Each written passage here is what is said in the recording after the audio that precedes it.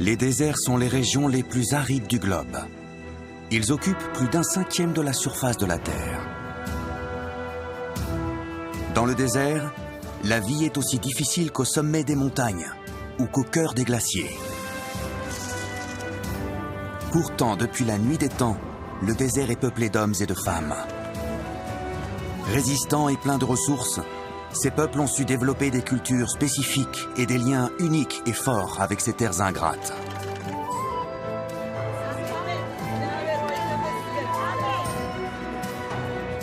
Mais aujourd'hui, la société de consommation et l'industrie envahissent le désert. Nos civilisations s'approprient ces ressources et en modifient l'équilibre précaire.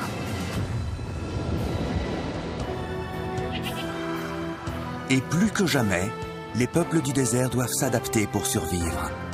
Autant d'histoires singulières de lutte et d'efforts qui illustrent ce lien si particulier entre l'homme et l'un des environnements les plus hostiles de la planète.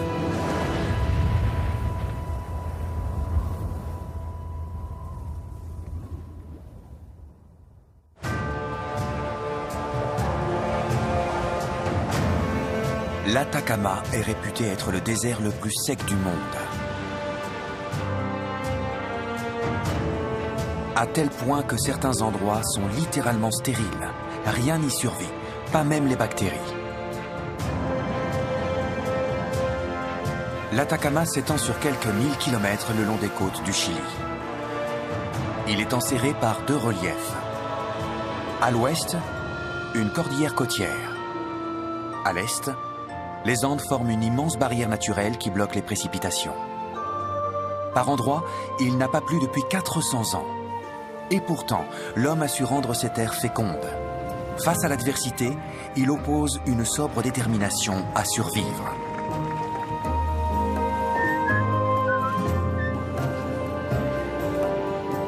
Mais le désert offre aussi un visage plus sombre. L'Atacama est si sec qu'il conserve intacts les vestiges du passé.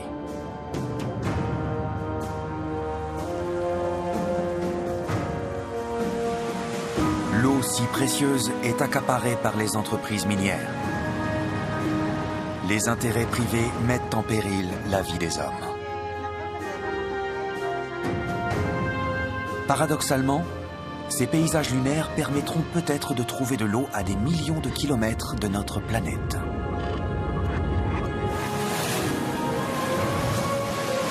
Voici l'histoire du désert d'Atacama.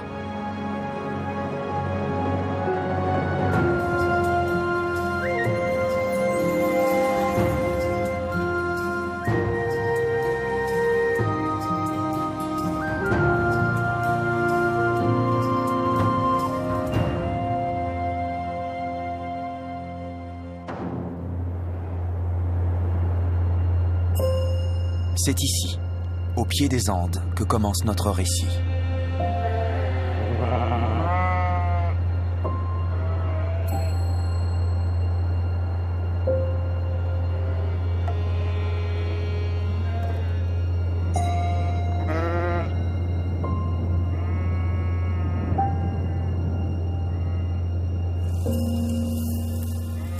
Benita Panire est une battante. Elle cultive depuis 60 ans ce coin de terre isolé dans la montagne.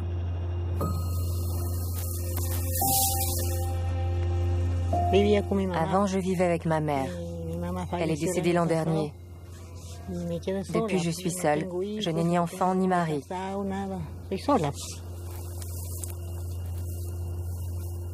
Nous sommes à 3000 mètres d'altitude. Le quotidien de Benita est un combat permanent. L'hiver, il y a beaucoup de vent et de poussière. Il fait très froid. La vie est difficile ici.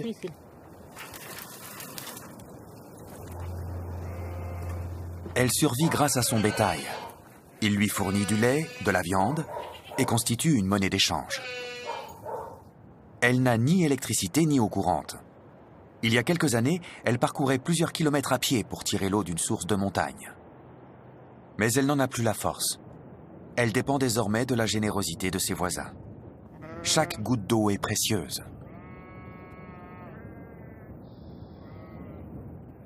Il me livre de l'eau une fois par semaine. Les réserves durent 15 à 20 jours en fonction de la quantité que j'utilise.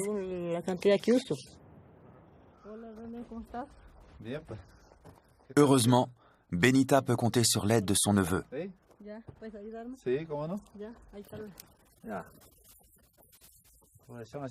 René est son seul parent. Il se sent responsable d'elle. Ici, s'occuper des anciens est un devoir.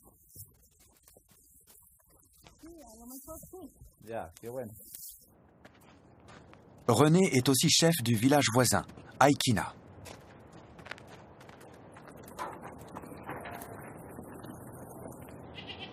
Là-bas non plus, la vie n'est pas toujours facile.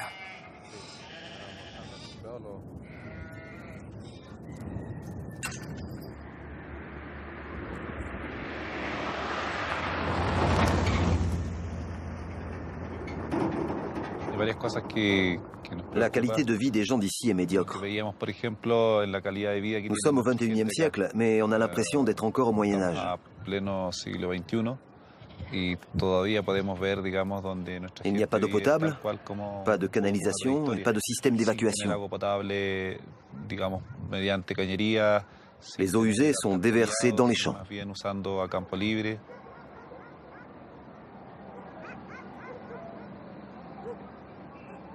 La ville qui s'étend sur la colline ressemble à une véritable petite agglomération. En réalité, Aikina ne compte pas plus de 70 habitants permanents.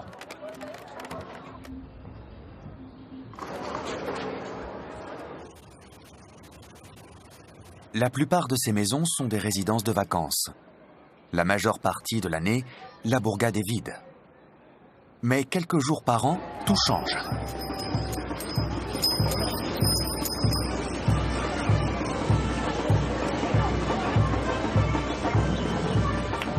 Les festivités d'Aikina se déroulent au début du mois de septembre. Elles attirent des dizaines de milliers de pèlerins.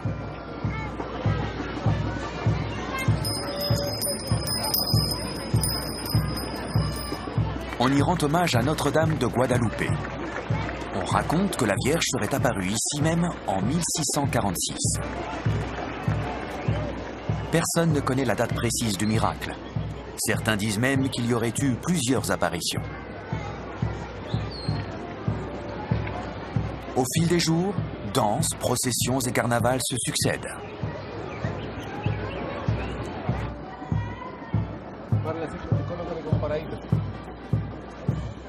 Chacun participe à sa manière. Une tante de René fait du pop-corn. Tout le monde festoie ensemble. Et d'un coup, le tout petit village compte 75 000 habitants.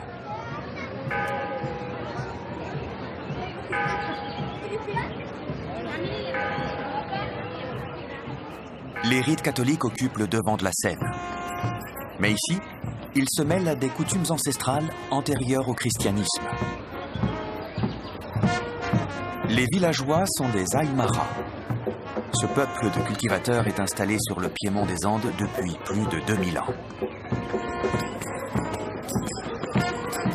Ces costumes et musiques existaient bien avant l'arrivée des colons européens.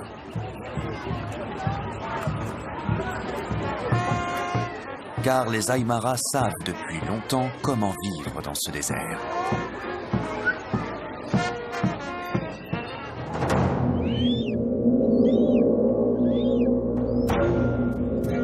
Les ruines de Topayin se trouvent à 8 km à l'est d'Aikina. Ce sont les restes d'un village Aymara vieux de plus de 1000 ans.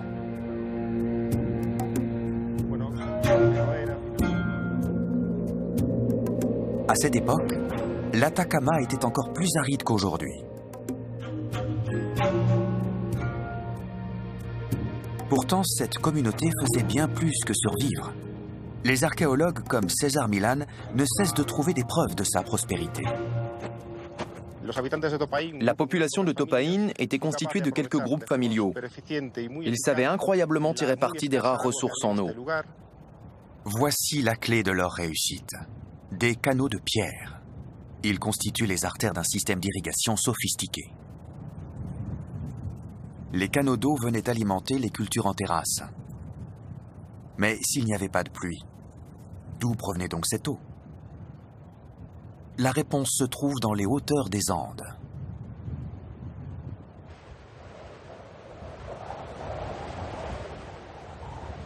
Les sommets interceptent les précipitations et les redirigent vers des sources glaciales et des rivières souterraines.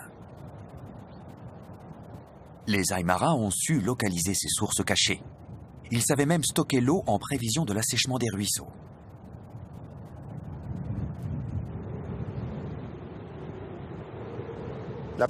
On voit encore une ouverture de ce côté. La plupart du temps, elle était obturée. Quand on avait besoin d'eau pour arroser les cultures, il suffisait d'ouvrir le clapet. On le refermait dès qu'il y en avait assez. Ces gens ont mis au point un mode de vie si efficace qu'il est encore viable aujourd'hui. Ils étaient aussi modernes que nous.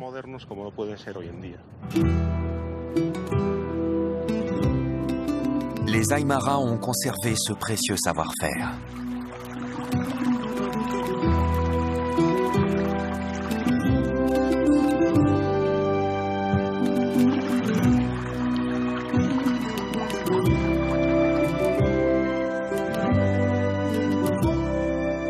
Les pentes de la colline d'Aykina en témoignent. C'est une véritable oasis. Les terrasses sont irriguées par une source de montagne, comme on le fait depuis 1000 ans.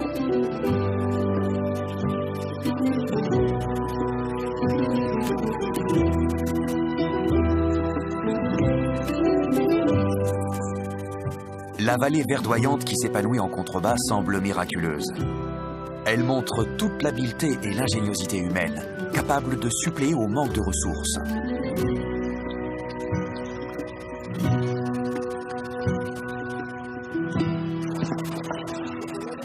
Ce désert fécond est une façon de faire vivre l'héritage des Aymara, tout comme les festivités d'Aykina.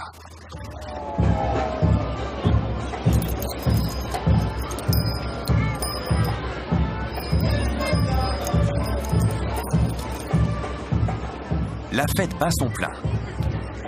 Pourtant, René ne peut s'empêcher de rester soucieux. Sa famille vit depuis toujours à Aykina, mais le vent du changement souffle sur sa terre. René craint que ses enfants ne soient un jour contraints de la quitter.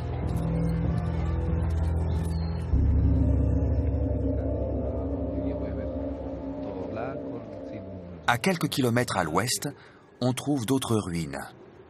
Ce sont celles d'un village jadis prospère. René tient à ce que son fils sache ce qui s'est passé ici.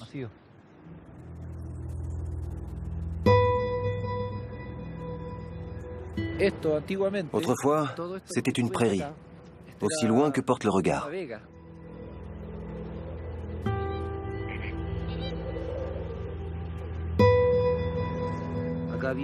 Il y avait des lamas, des chèvres, des flamants roses, des canards, toutes sortes d'animaux. L'eau provenant de la fonte des neiges alimentait des ruisseaux souterrains qui rendaient cette vallée fertile. Désormais, l'eau est massivement détournée par l'industrie locale.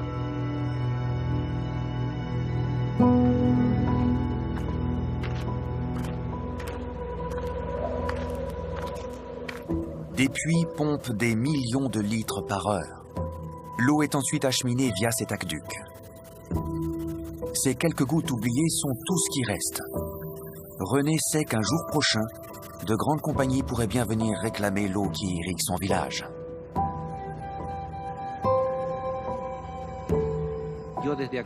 Tu vois ce désert?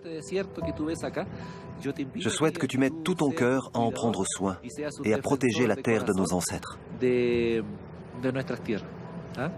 es d'accord? Oui.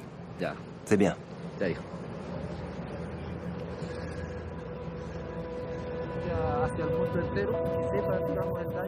Mais ce défi est bien lourd pour un petit garçon. Aykina est situé tout près de l'un des plus grands gisements de minerais de la planète.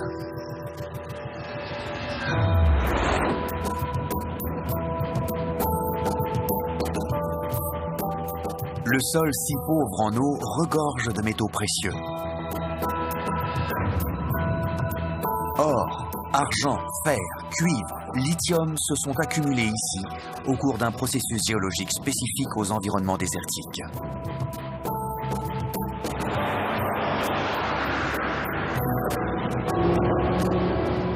L'extraction de ces richesses minérales est extrêmement rentable. Plus de 700 mines sont actuellement exploitées dans le désert d'Atacama.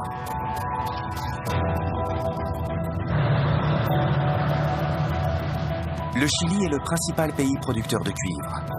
Et le quart des réserves mondiales de lithium se trouverait sous sa surface rocailleuse et ses lacs salés.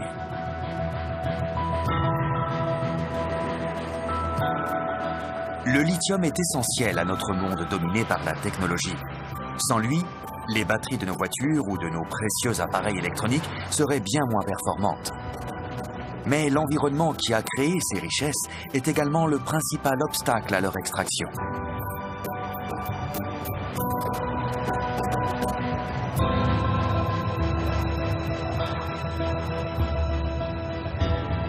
L'exploitation minière est grande consommatrice d'eau. Et dans les déserts, précisément, l'eau est rare.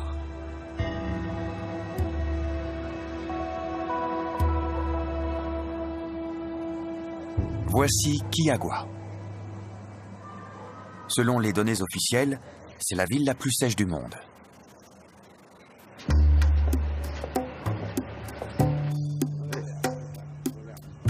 Le pluviomètre du village est plein de poussière. Voilà 40 ans qu'il n'a pas mesuré la moindre précipitation. Je crois que je mourrai avant d'avoir vu 1 millimètre de pluie. Moi, je garde espoir. Je peux toujours espérer. Mais ça coûte rien. C'est vrai. Andrés Palape possède le seul hôtel de la ville. Chaque nouvel arrivant doit respecter des consignes très particulières. Ici, à Quillagua, l'eau est rationnée.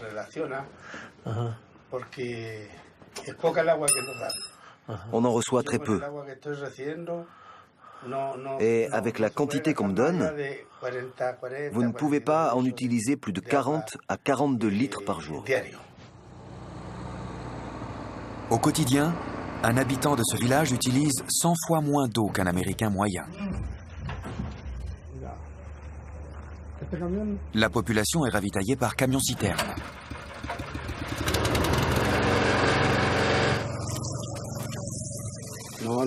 Il n'y a pas beaucoup d'eau. Notre ration est mesurée précisément. On reçoit le strict minimum.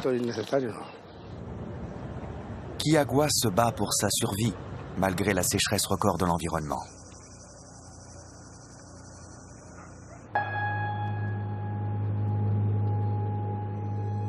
Pourtant, les hommes vivent ici depuis des temps immémoriaux. On a mis au jour les vestiges de communautés vieilles de plus de 10 000 ans. Ce sont les traces de peuplement parmi les plus anciennes d'Amérique du Sud. C'est ici que la civilisation Chinchorro s'est épanouie. Le paysage en porte encore la trace.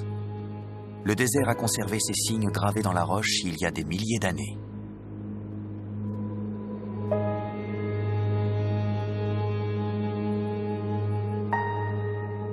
Ce ne sont pas les seules preuves de présence humaine. On en trouve d'autres, bien plus macabres.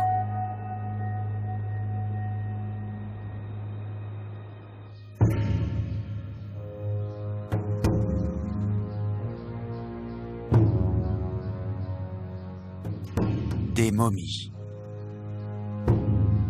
Trait d'union entre le monde des vivants et celui des esprits. Ces anciens peignaient la peau de leurs morts. Ils les ont figés pour l'éternité, les yeux et la bouche ouverts.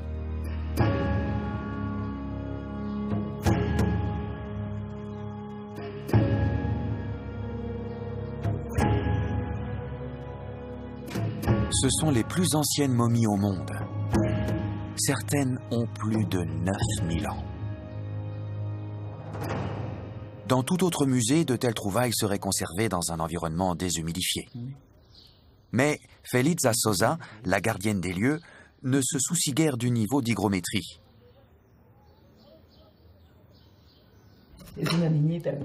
L'atmosphère est si sèche que rien ne pourrit. L'une des dépouilles placées sous sa garde a une histoire différente des autres. Cet homme est mort il y a 150 ans. Il n'était pas d'ici. C'était un travailleur chinois recruté pour les mines ou les champs.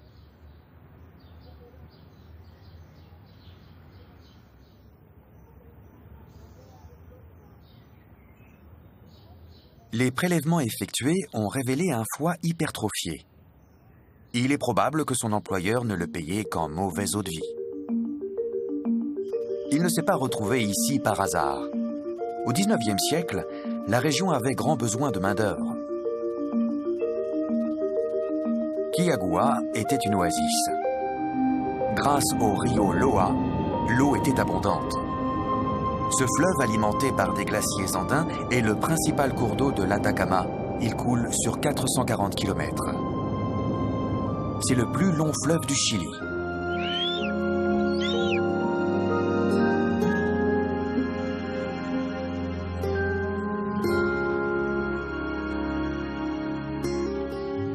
Sur cette route, un panneau indique encore « Bienvenue à Kiagua, station balnéaire ». La réalité actuelle est bien différente.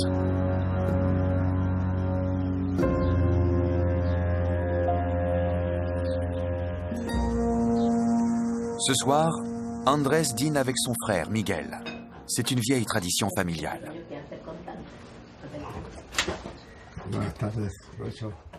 Autrefois, il se régalait de produits locaux comme les crevettes. Aujourd'hui, le menu est réduit à la portion congrue. Les crevettes, on les mangeait frites, épicées, en ragoût, avec de la mayonnaise, ou encore en soupe. Qu'est-ce qu'on avait encore? Des poules. Ouais, du poulet. Et du lapin. Des lapins de Garenne. Mais tout ça, c'est fini. Maintenant, on ne mange plus que des produits surgelés. C'est pour ça que ma mère est toute maigre. Il n'y a plus de poulet frais.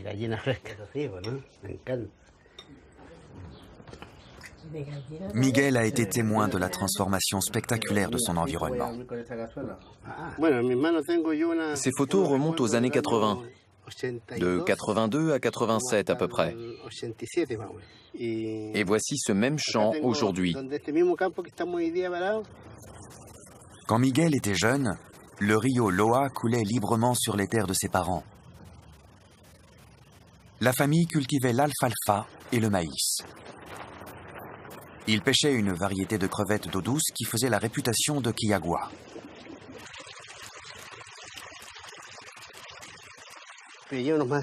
J'en attrapais des grosses, comme celle-ci.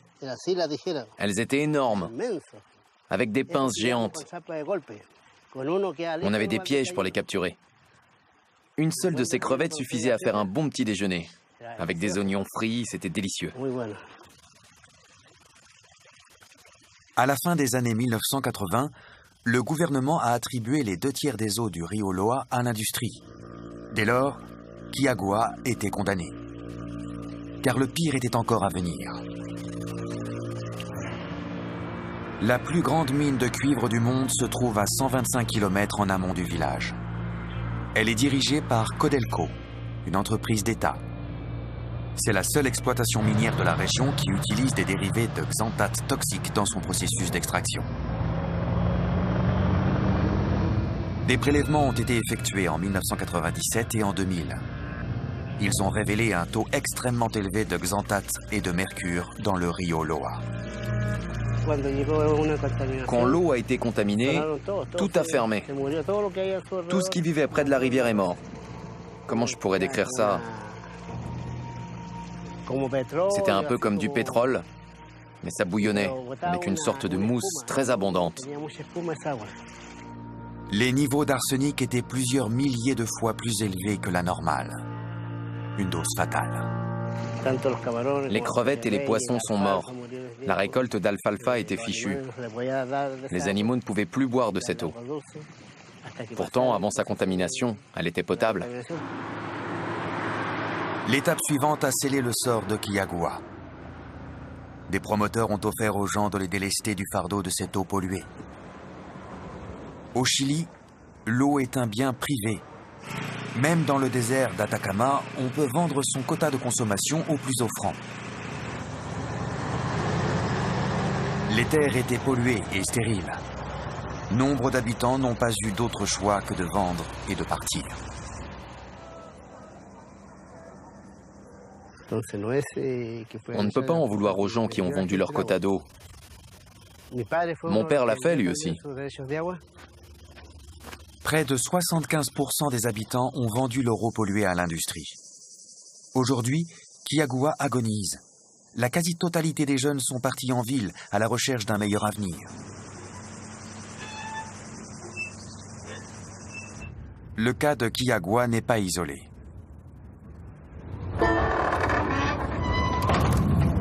Dans le désert, des sociétés humaines ont souvent prospéré avant de s'effondrer.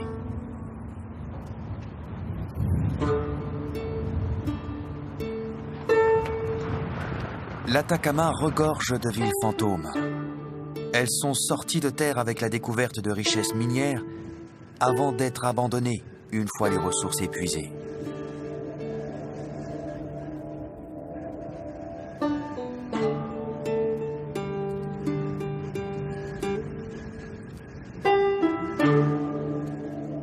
Mais les ressources de l'Atacama sont loin d'avoir été toutes exploitées. Il y a des millions d'années, ce désert était une immense mer intérieure.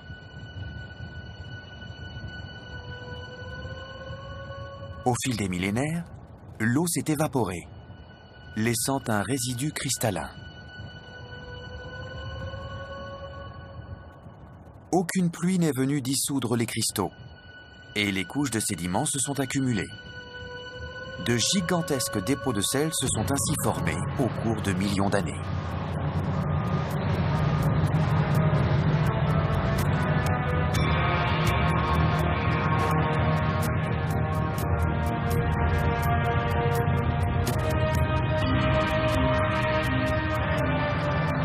Salar Grande des Tarapacá est une mine à ciel ouvert située près de la côte. On y trouve l'un des sels naturels les plus purs au monde.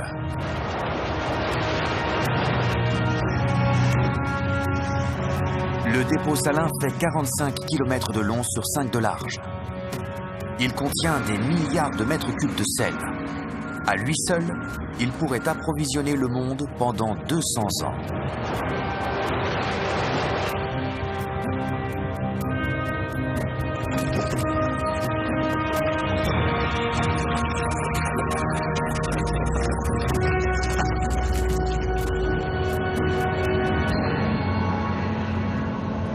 À la différence du sel, certaines des précieuses ressources de l'Atacama sont tombées en désuétude.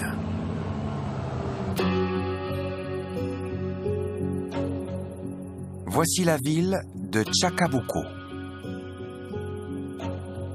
Elle a été construite en 1924 pour faciliter l'extraction de l'un des composés les plus rentables de l'histoire. Le nitrate de sodium, ou salpêtre du Chili. Il a été exploité dans le désert d'Atacama dès les années 1820.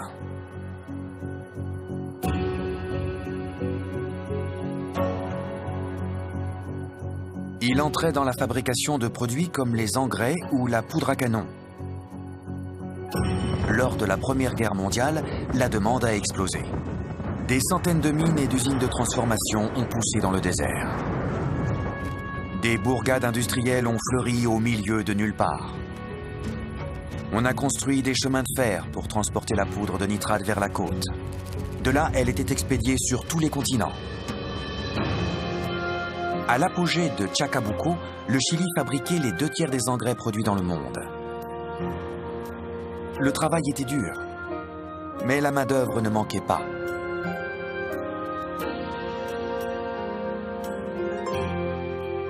La ville possédait une foule d'équipements. Une place du marché, un théâtre, un hôpital et une église réputée pour être la plus belle du nord du pays. Mais cette époque glorieuse a été de courte durée. Dans les années 1920, l'Allemagne a développé un salpêtre synthétique.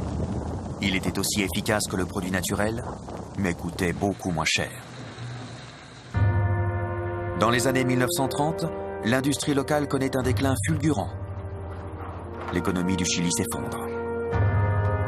Aujourd'hui, l'Atacama est parsemé de villes du salpêtre abandonnées. Il y en a près de 200.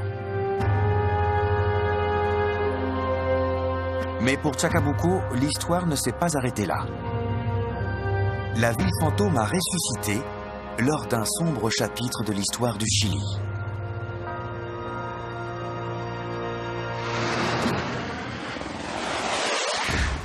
Le 11 septembre 1973, le général Augusto Pinochet renverse le gouvernement démocratique du Chili. Le coup d'État militaire a le soutien des États-Unis. Très vite, Pinochet élimine ses adversaires socialistes.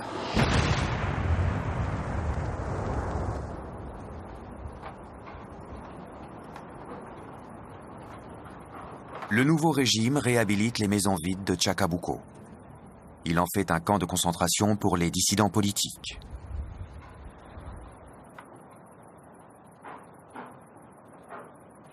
« 1800 prisonniers seront enfermés dans ces camps.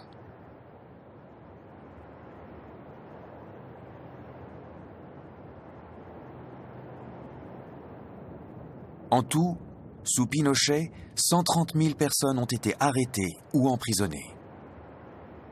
C'est un groupe de femmes déterminées qui a révélé la vérité sur les atrocités commises ici.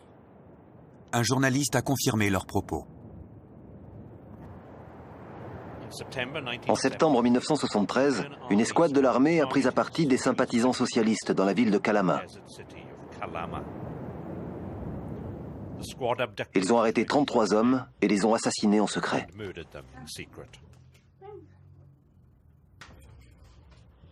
Les veuves, les mères, les sœurs et les filles de ces hommes voulaient connaître la vérité. Ces femmes sont liées à jamais par leur douleur commune. Longtemps, elles se sont réunies en secret. Ce sont les femmes de Calama.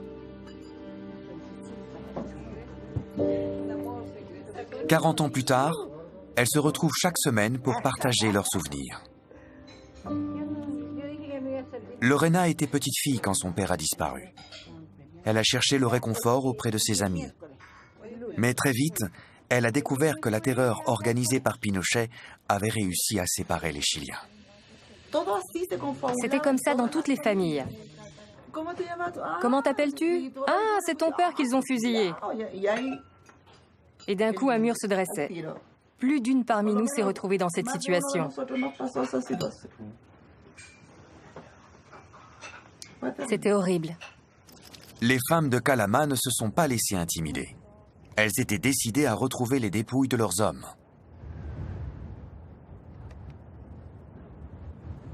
Dès les mois qui ont suivi le massacre, elles ont entrepris de fouiller le désert. 17 longues années se sont écoulées avant qu'elles ne trouvent ce qu'elles cherchaient. Une fosse commune. Elles ont alors creusé dans l'espoir d'exhumer les corps. Elles n'ont trouvé que quelques restes.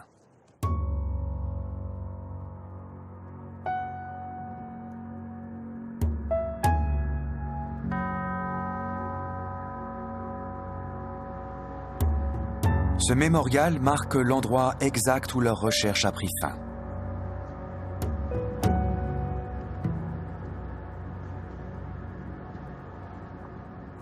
Dans l'air desséché du désert, les cadavres se conservent parfaitement. Alors pourquoi n'ont-elles pas retrouvé des corps entiers dans le sable? Ce n'est qu'en 2007, plus de 30 ans après les faits, que des témoins se sont fait connaître. Ils ont expliqué ce mystère.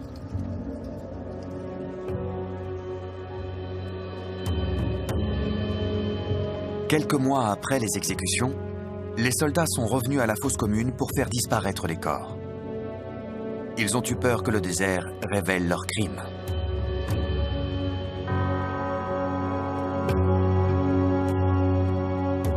On ne saura probablement jamais exactement ce qui s'est passé cette nuit-là. Une chose est sûre, les femmes de Calama n'ont jamais abandonné.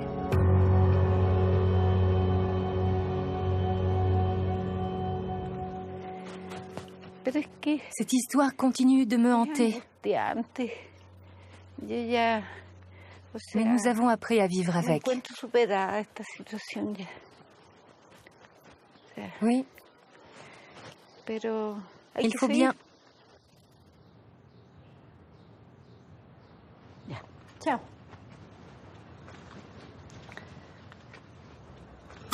Le désert d'Atacama met les hommes à l'épreuve. Sa bordure occidentale ne fait pas exception. Le désert le plus sec du monde jouxte l'océan. Le long de la côte du Pacifique, de petites communautés luttent pour leur survie. Coincé entre le désert et l'océan, le hameau de Chanavaya est si isolé qu'il semble oublié de tous.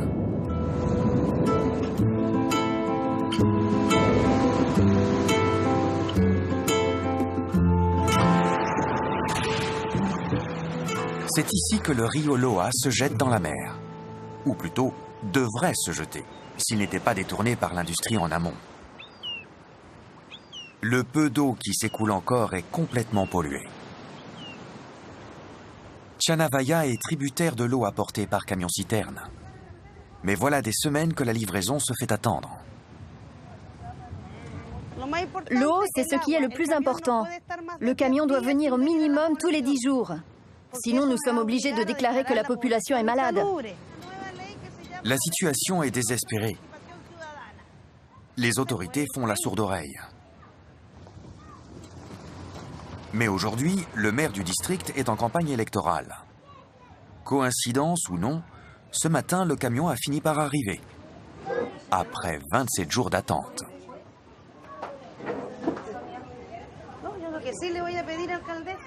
Chanavaya a besoin de défenseurs. Justement, Sonia est un concentré de courage et de détermination. Sonia Moreno est heureuse d'avoir grandi ici. Dans cette communauté, on attache beaucoup d'importance à l'éducation. Après une enfance vécue sur la côte, elle s'est dirigée vers des études de biologie marine. Mais elle n'a pas hésité à abandonner une carrière brillante pour venir défendre Chanavaya. Cette baie est vraiment emblématique pour la région. Ici, il n'y a pas de problèmes sociaux, drogue, alcool, prostitution, délinquance ou autre. C'est la seule parmi les 8 baies de la côte. C'est parce que les habitants sont éduqués. Grâce à ça, nous pouvons accomplir bien des choses. Sonia est fière des petits progrès que Chanavaya fait pour devenir autonome. Nous utilisons déjà des énergies renouvelables pour l'éclairage des rues. Nous voulons montrer aux autorités qu'avec de la bonne volonté, la gestion de la baie peut être écologique et durable.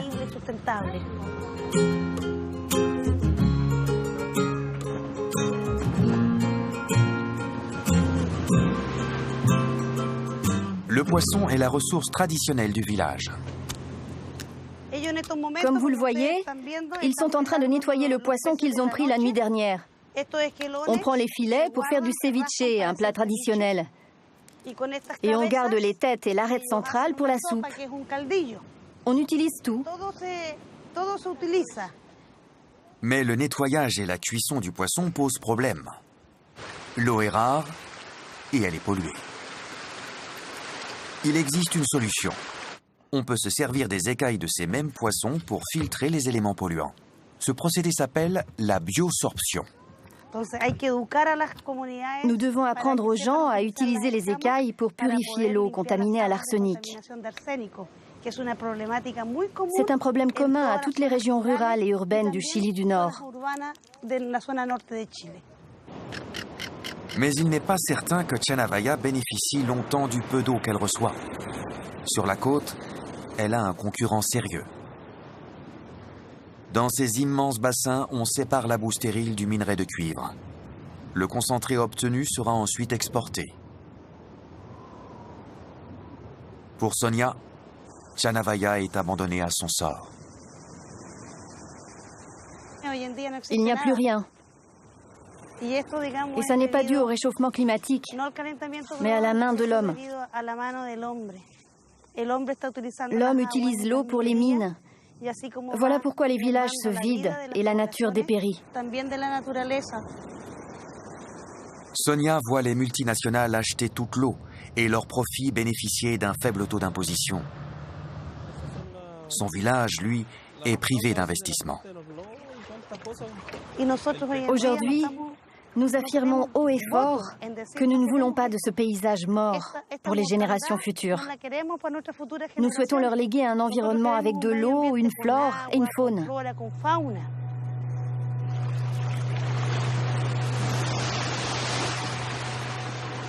À Chanavaya, chaque goutte est précieuse. On a développé un procédé pionnier pour recueillir de l'eau à partir de l'air. Ces filets retiennent la condensation de la brume côtière. Les gouttelettes sont acheminées jusqu'au village par des tuyaux.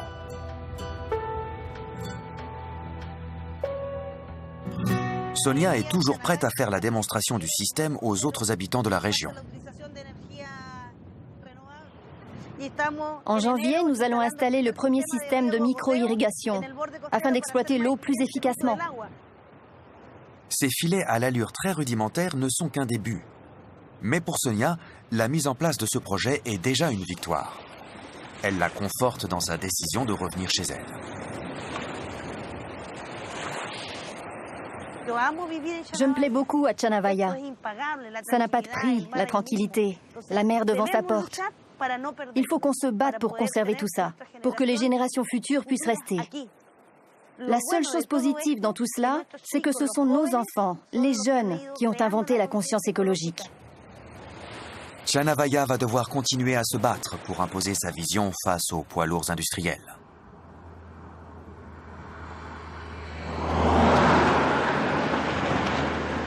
À quelques kilomètres, sur le site de l'ACIA, se trouve l'un des plus importants centres de recherche scientifique du monde. Perchés à 2600 mètres au-dessus de la plaine côtière, les astronomes de l'Observatoire européen de l'hémisphère sud scrutent les galaxies lointaines. C'est une oasis scientifique. Ici, la journée de travail commence à la nuit tombée.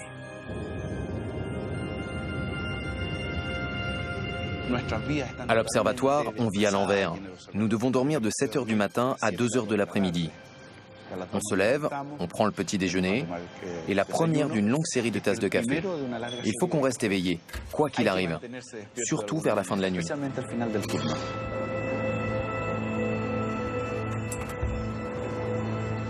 Fernando Selman travaille sur l'instrument optique le plus performant du monde. C'est un système complexe de miroirs qui permet de voir plus loin dans l'espace qu'on n'a jamais pu le faire auparavant.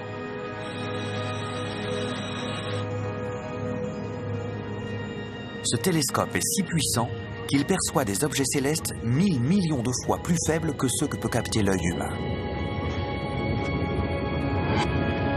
Cet instrument porte tout simplement le nom de Very Large Telescope, VLT, ou Très Grand Télescope.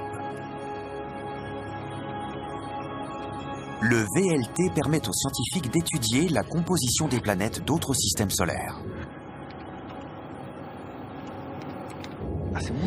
Il y a quelques siècles, on a découvert que tout élément émet une lumière d'une couleur particulière. Si vous prenez du sel dans votre cuisine et que vous le posez sur la flamme du gaz, il va émettre une forte lumière jaune. Chaque élément possède donc sa signature. Et si vous observez les couleurs d'un objet, vous pouvez déterminer la présence de tel ou tel élément, comme l'eau par exemple. L'eau est le Graal des astronomes de l'observatoire. Là où il y a de l'eau, il pourrait y avoir de la vie. Et peut-être la réponse à cette question fondamentale. Sommes-nous seuls dans l'univers ? Le désert de l'Atacama est l'endroit idéal pour cette quête intersidérale. Le degré d'hygrométrie y est si faible que l'humidité ne peut fausser les données.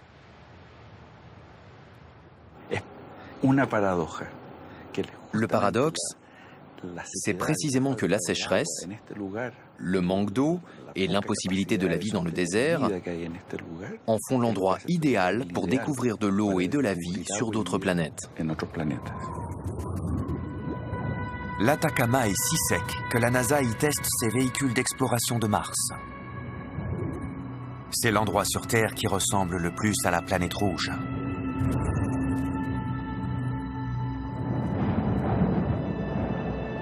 Et si la sonde de la NASA peut rechercher de la vie ici, c'est qu'elle est prête pour sa mission sur d'autres planètes.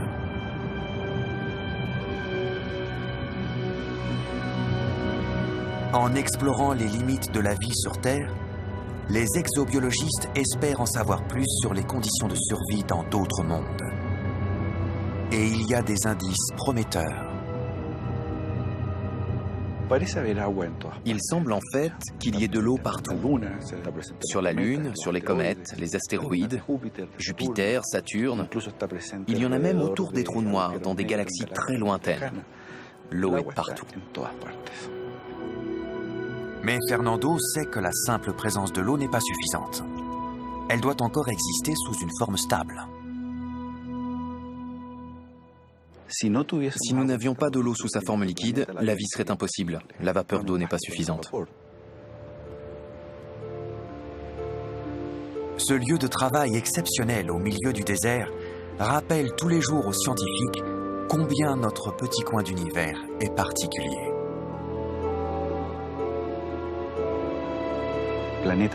On n'a pas trouvé de planète qui ressemble exactement à la Terre.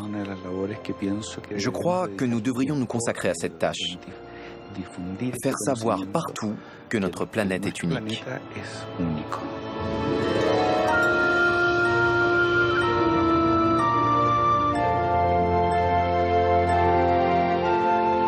Le désert d'Atacama pose sans détour les questions fondamentales de l'humanité.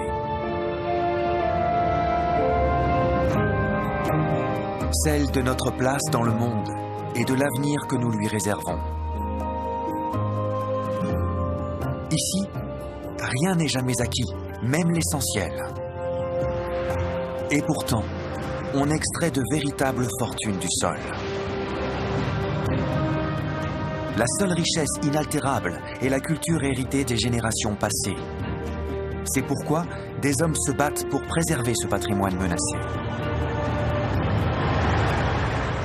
Dans l'Atacama, on sait que l'élément qui permet la vie vaut la peine d'être recherché jusqu'aux confins de l'univers. Et que tout ce qui menace notre existence mérite d'être dénoncé, quel qu'en soit le coût. Ici, plus brutalement qu'ailleurs, on sait que l'équilibre de la nature est entre nos mains.